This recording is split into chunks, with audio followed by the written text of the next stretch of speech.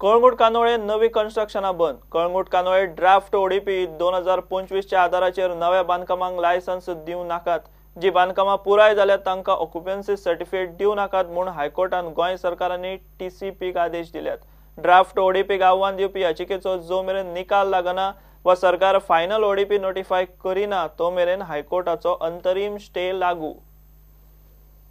TCP आणि बाकीचे प्रतिवादी कोणाची हरकत आसा काय ना ती पळय नासतना तशेंच कळंगूट कांदोळे ओडीपी 2025 नोटिफाय करिनासतना प्रोजेक्टांक परमिशनां दीत सुटल्यात म्हूण प्रकरण हायकोर्टात गेला। बुधवारा केस कोर्टा मुखार आयली।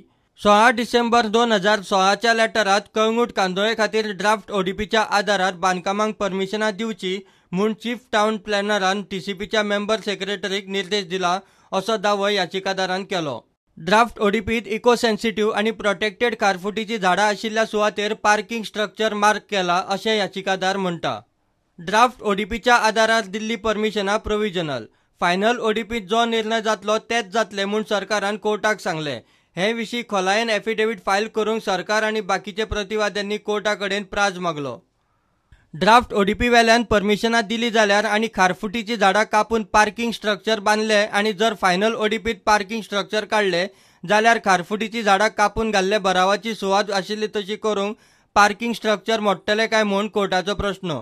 हाची जाप सरकारा कडेन नाशिल्ल्यान फुडलो आदेश येयसर वा फायनल ओडीपी नोटिफाय जायना तो मेरेन नव्या बांदकामांक परमिशनां दिवं नाकात आनी कळंगूट कांदोळे ड्राफ्ट ओडीपी 2025 च्या आदारार ऑक्युपन्सी सर्टिफिकेटी दिवं नाकात अशें हायकोर्टान याचिकादाराची एड अंतरीम याचिका दाखल करून घेतना ऑथॉरिटीक सांगला।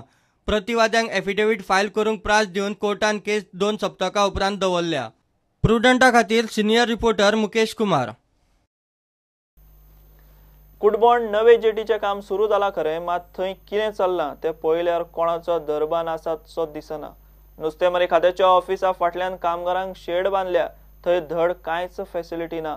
थंयच रांदप, थंयच न्हिदप आनी बाकीचो कारभार उक्त्यार। लोक मलेरिया डेंगू सारकेली दुयेंसां पातळत म्हूण भिल्यात। नुस्तेमारी खातें वग्गी।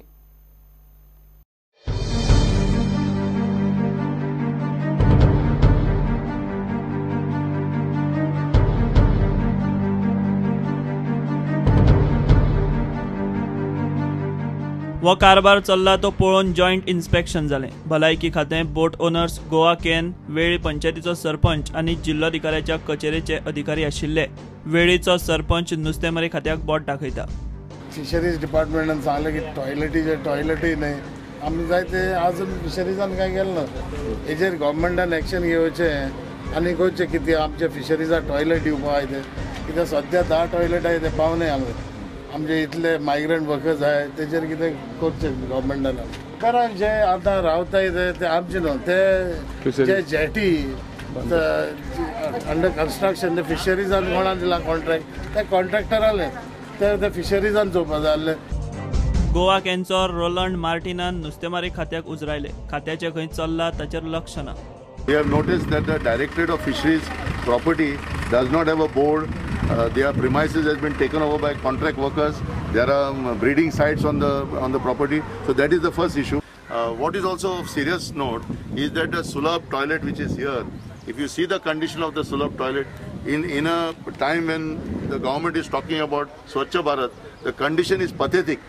That the Fisheries Department wants to abdicate its responsibility. Even the Sarpanch, Secretary of the Panchayat were here today availing, and it is shocking to see that now they have sent one copy of this letter to be delivered to the Panchayat when the meeting is today. So you can see very clearly that there seems to be an effort by the Fisheries Department to wash his hands off.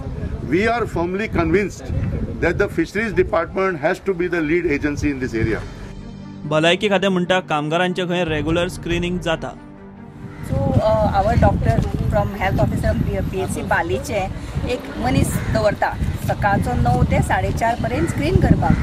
So we wanted that joint meeting was there so that we wanted boat owners, association president to help us to screen these people so that they are the ones who have to send, because screen laborers what they say they have to get permission from the owner to come to get screened.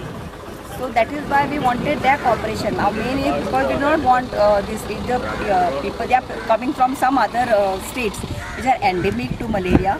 So when they come here, they are not screened, and there is local population staying close to this jetty. So we do not want that vector-borne disease should pass on to the local population. नुस्तेमारी मंत्री विनोद पालयेकर हालींच हे जेटीचें inspection करून गेला तेन्ना बाकीच्या ह्या कारभाराचेर ताणें नजर तरी घाल्या काय म्हूण लोकांक दुबाव. प्रुडंटा खातीर सावयो डायस. मडगांवां शिरवडे वेस्टर्न बायपासाचें काम चालू आसा. हो बायपास रस्तो काय थंय फ्लायओव्हर उबारतले ताचेर कांयच स्पश्ट नाशिल्ल्यान थंयच्या लोकांनी आवाज काडपाक सुरवात केल्या. जुनार एके कार्यावळींत मंत्री सुदिनान थंय फ्लायओव्हर उबारतले म्हूण सांगिल्लें, पूण आज मेरेन फ्लायओव्हराची कांयच चिन्नां दिसनात. बायपासाच्या कामाक लागून लँड फिलिंग जावंक लागला. पावसात बुट्टी येत म्हूण लोकांक भंय. जुनात शिरवड्या एसटीपी प्लांटाच्या उक्तावणा वेळार मंत्री सुदिनान वेस्टर्न बायपासाचे काम सुरू जातले आनी 3.5 किलोमिटरांचो फ्लायओव्हर जातलो म्हूण सांगिल्ले. आमकां मडगांवच्यान भितर सरपाक 25 मिनटां लागता. तोही प्रश्न आमी सॉर्ट आउट केला. वेस्टर्न बायपास, ज्या वेस्टर्न बायपासाचे 280 कोटीचे काम गेल्या वर्सा माननीय आमचे मंत्री त्या वेळार आनी आमदार आवेरतान फुटात आशिल्ले, आनी त्या वेळार आमी जेन्ना आमकां जर कंप्लेन आयली, खुद्द कलेक्टर ऑफिसार माननीय मुख्यमंत्री आयिल्ले आनी थंय एश्युरन्स दिल्ले आमी की लोकांक जर प्रॉब्लेम जाता जाल्यार 3.5 किलोमिटरचो फ्लायओव्हर आमी घेतले आनी आमी करून दितले, पूण ते इलेक्शना नंतर. आतां नोव्हेंबर सोंपत आयलो तरी फ्लायओव्हर उबो जावपाची कांयच चिन्नां दिसना. लँड फिलिंग आनी मातयेचो रस्तो करपाचें काम तितलें चालू जाल्लें दिसता. पावसांत बुट्टी येत म्हूण लोकांक भंय. सरकारान खंय फ्लायओव्हराचें उतर पाळचें.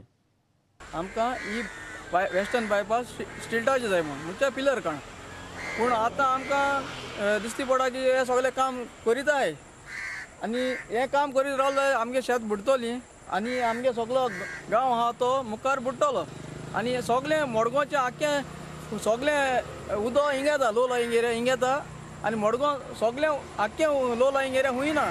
सगळें लो लायिंग एरिया हिंगा आहा सेरावली आनी मुंगूल ही सगळीं ही शेतां बुडटलीं आनी आमगे गांव उदक वयतलें. हेजे मुखार आनी आमकां ऑप्शन आसपाना आनी इतलें करून तो वेस्टर्न बायपास स्टिल्टाचे कांय आमगे प्रोटेस्ट आसतलो हेजे मुखार आनी आम सगळे रस्त्यार येवपा आसतले. सगळे आमगे गांवकार सगळे आसतले रस्त्यार येवपा. कित्याक तेणी आमगेलें रेजुलेशन आमगे हें केलें ना म्हणजे मानून गेलें ना आमगे गोवोरमेंटान. ते आपल्या जाय तेंच कोताय. That this low-lying area that is coming from Nuwe, right, passing through Mungul and going right up to Benawli, should not be covered up with mud because they are low-lying areas. It is prone to flooding in heavy rains. In the past we had made requests that this entire area should be made on stilts to avoid flooding. Western बायपासाच्या फ्लायओव्हराच्या issue वेल्यान नुवे, मुंगूळ आनी शिरवाड्याच्या लोकांचो गोंधळ जाला. गोंधळ खंय सरकारानूच निस्तारचो. Today we are in November. It's almost, I should say, it's almost 5 months. I do not know whether that 3.5 kilometer bridge has been tendered. If it is tendered, when it was tendered, and if it is not tendered, it should be tendered. And I hope that the Honorable PWD Minister will keep up to his commitment, and he will show that he has a lot of concern for these people who are residing from Nuwe, Mungul up to Benawli. In case the PWD Minister takes a U-turn on the assurance given on the 20th of June, then I think all the citizens of this place should come out in large numbers and object this filling of this what is going on here 24/7. Because if this filling takes place for a bypass is the need of the hour, but not at a cost of flooding and putting people's life in danger.